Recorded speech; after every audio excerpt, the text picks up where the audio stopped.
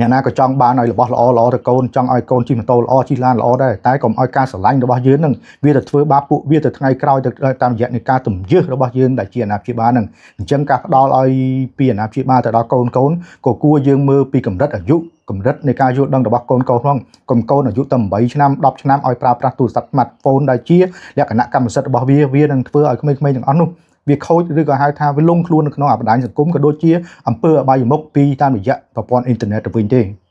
បើក្រៅពីការផ្សព្វផ្សាយរបស់ខ្ញុំតាក់ទងទៅនឹងការអំពាវនាវទៅដល់រដ្ឋមន្ត្រីក្រសួងអប់រំពលគឺអាដាមហុងជុនរុនតាក់ទងទៅនឹងការសិក្សាអំពីការហាម5ការប្រើប្រាស់ smartphone ចំពោះសិស្សានុសិស្សនៅក្នុងសាលារដ្ឋរបស់យើងហើយក្រោយពីការបានផ្សព្វផ្សាយទៅនៅថ្ងៃទី13ខែមករាឆ្នាំ2026នេះតាមរយៈលិខិតមួយដែលត្រូវបានបង្ហោះនៅក្នុងក្រុម Telegram ឯកសារសាធារណៈដែលជាក្រុមដ៏ធំមួយតាក់ទងការបង្ហោះការងាររបស់រដ្ឋក៏ដូចជាឯកសារមួយចំនួនហ្នឹងខ្ញុំឃើញលិខិតមួយដែលបានចុះដោយក្រសួងអប់រំយុវជននិងកីឡាកាលពីខែតុលាឆ្នាំ2023មកម្លេះតាក់ទងទៅនឹងការហាមឬក៏វិធានការមួយចំនួនចំពោះការប្រើប្រាស់ប្រភេទ smartphone ឬក៏ហៅថាទូរស័ព្ទហ្នឹងចំពោះសិស្សានុសិស្សនៅក្នុងសាលារៀនរបស់យើងអំពីកម្រិតនៃការប្រើប្រាស់អញ្ចឹងនេះក៏វាជារូបភាពមួយវិជ្ជមានផងដែរតាមរយៈនៃលិខិតរបស់ក្រសួងអប់រំយុវជននិងកីឡាដែលវាអាចជាការឆ្លើយតបតាក់ទងទៅនឹងក្តីកង្វល់របស់បងប្អូនប្រជាពលរដ្ឋរបស់យើងដែលបានលើកច្រើននៅក្នុងការផ្សព្វផ្សាយរបស់ខ្ញុំតាក់ទងទៅនឹងថាគាត់ថាបញ្ហាក្មេងបច្ចុប្បន្នកំសោយនៃការសិក្សារបស់គាត់ដោយសារតែការប្រើប្រាស់ប្រព័ន្ធ smartphone ទាំងអស់នេះជាដើមអញ្ចឹងវិធានការរបស់ក្រសួងអប់រំនេះក៏វាជារូបភាពមួយល្អដែរតែសង្ឃឹមថាវិធានការនេះវានឹងត្រូវបានអនុវត្តឲ្យបានជោគជ័យឬក៏ហៅថាខ្ជាប់ខ្ជួននៅតាមសាលាទាំងអស់រដ្ឋទាំងអស់របស់ប្រជាជាតិកម្ពុជារបស់យើងដោយសារតែយើងឃើញហើយថាការអនុវត្តនៃវិធានការរបស់ក្រសួងដែលបានចេញកាលពីឆ្នាំ2023នេះវាហាក់មិនទាន់សូវមានប្រសិទ្ធភាពពាក្យដែលខ្ញុំនិយាយថាហាក់មិនទាន់មានប្រសិទ្ធភាពដោយសារអីដោយរូបភាពបងប្អូនបានឃើញតាក់ទងទៅនឹងសកម្មភាពវីដេអូដែលអ្នកគ្រូរបស់សិភៅសិស្សចោលតាក់ទងទៅនឹងការមិនធ្វើកិច្ចការសាលាអ្វីជាដើមហើយក្នុងវីដេអូនោះគឺយើងឃើញឲ្យសិស្សទាំងអស់ពាក្យច្រើនតែម្ដងគឺកាន់ប្រភេទ smartphone នៅក្នុងដៃថតរូបនេះទាំងអស់គ្នាដែលទាំងអស់នេះហើយវាបង្ហាញពី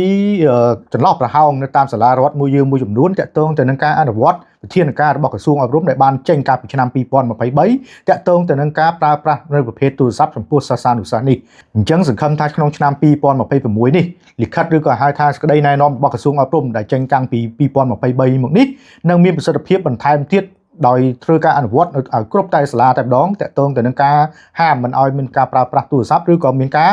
ប្រើដែរតែកម្រិតដែលក្នុងកម្រិតសិក្សាតាមលិខិតរបស់ក្រសួងអប់រំដែលបានចេញដោយសារតែយើងឃើញហើយបច្ចុប្បន្នការប្រើប្រាស់ប្រភេទ smartphone ឬក៏ទូរស័ព្ទរបស់សិស្សានុសិស្សនេះគឺវាមានភាព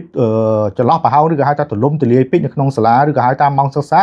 របស់រដ្ឋរបស់យើងដោយសារតែក្មេងៗខ្លះម៉ោងសិក្សាម៉ោងរៀនសូត្រវាគិតតែបាញ់ហ្គេមវាគិតតែលេងទូរស័ព្ទឆាតគ្នាក្នុងបណ្ដាញសង្គមគិតតែថតបង្ហោះ TikTok អ្វីជាដើមដែលវាធ្វើឲ្យប៉ះពាល់ទៅដល់ការសិក្សាទាំងអស់នោះ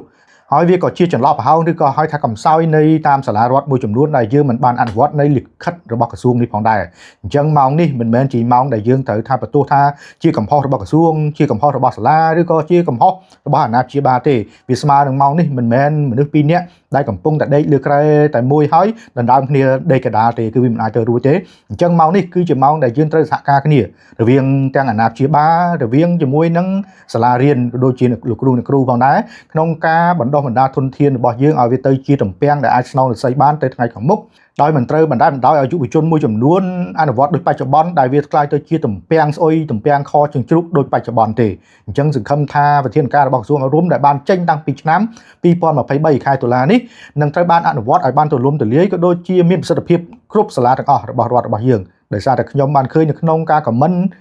ក្នុងវីដេអូផ្សព្វផ្សាយរបស់ខ្ញុំតាក់ទងទៅនឹងការប្រើប្រាស់ទូរស័ព្ទនៅក្នុងសាលានេះក៏មានបងប្អូនមួយចំនួនគាត់ខមមិនថាសាលារបស់គាត់គឺបានអនុវត្តជាប់ជួនណាតាក់ទងទៅនឹងការមិនអនុញ្ញាតឲ្យសិស្សប្រើប្រាស់ទូរស័ព្ទនៅក្នុងម៉ោងសាលាឬហៅថាម៉ោងរដ្ឋម៉ោងរៀនអ្វីជាដើមអញ្ចឹងតាក់ទងទៅនឹងលិខិតរបស់ក្រសួងអប់រំគឺបានបង្ហាញហើយតាក់ទងទៅនឹងវិធានការចំពោះការមិនអនុញ្ញាតឲ្យប្រើប្រាស់ប្រភេទទូរស័ព្ទនៅក្នុងម៉ោងសិក្សាក៏ដូចជាថ្នាក់រៀនតែប្រើប្រាស់បានក្នុងកម្រិតដែលផ្ដល់ជាផលប្រយោជន៍ក្នុងការសិក្សាចំពោះសិស្សានុសិស្សនេះគឺជាអ្វីដែលយើងត្រូវធ្វើដូច្នេះសង្ឃឹមថាតាមរយៈនៃរឿងមួយនេះតាមសាលារដ្ឋរបស់យើងទាំងអស់នឹងចូលរួមអនុវត្តវិធានការរបស់ក្រសួងនេះឲ្យបានល្អតាក់ទងទៅនឹងការប្រើប្រាស់ទូរស័ព្ទនៅក្នុងម៉ោងសិក្សាពីសំណាក់កូនសិស្សរបស់យើងដែលជាក្មេងៗហើយបើអាច ក្មេងក្រុមថ្នាក់ទីប្រមាណមិនឲ្យប្រើគោលល្អផងដែរតាក់ទងទៅនឹងការប្រើទូរស័ព្ទឬក៏ការប្រើមានកម្រិតនៃការប្រើក្នុងពេលដែលគ្រូគាត់បង្រៀនឬក៏យ៉ាងម៉េចអានេះជាវិធានការរបស់ក្រសួងក៏ដូចជាខាងសាលាក្នុងការអនុវត្តហើយក៏សង្ឃឹមថាបងប្អូនដែលជាអាណាព្យាបាលទាំងអស់យើងត្រូវចូលរួមទាំងអស់គ្នាជាមួយនឹងលោកគ្រូអ្នកគ្រូក៏ដូចជាសាលាផងដែរក្នុងការចូលរួមបណ្ដុះបណ្ដាលក៏ដូចជាតម្រង់ទិសកូនរបស់យើងទាំងអស់គ្នាដោយយើងមិនដាក់បន្ទុកតែទៅលើលោកគ្រូអ្នកគ្រូក្នុងការបង្ហាត់បង្រៀនកូនយើងទេដែលយើងគឺជាអាណាព្យាបាលនេះយើងក៏មានតួនាទីចាំបាច់នៅក្នុងការចូលរួម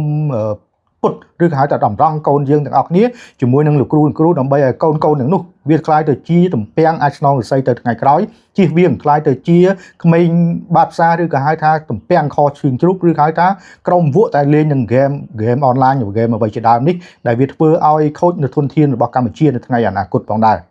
អញ្ចឹងចំពោះបងប្អូនដែលបានឃើញវីដេអូនេះអាចចូលរួមខមមិនបានថាតើសាលារដ្ឋណាខ្លះដែលគាត់បានចូលរួមអនុវត្តវិធានការនៃការមិនប្រើទូរស័ព្ទនៅក្នុងម៉ោងសិក្សាហើយថាតើសាលារដ្ឋយើងណាខ្លះដែលកំពុងតែខ្ជិលនៅក្នុងការអនុវត្តវិធានការរបស់ក្រសួងអប់រំដែលបានចេញឆ្នាំ2023នេះតាក់ទងទៅនឹងការហាមមិនឲ្យប្រើប្រាស់ទូរស័ព្ទនៅក្នុងគោលបំណងមិនសិក្សារបស់សិស្សានុសិស្សបងប្អូនអាចចូលរួមខមមិនបានដើម្បីមានវិធានការនៅក្នុងការកែសម្រួលក៏ដូចជា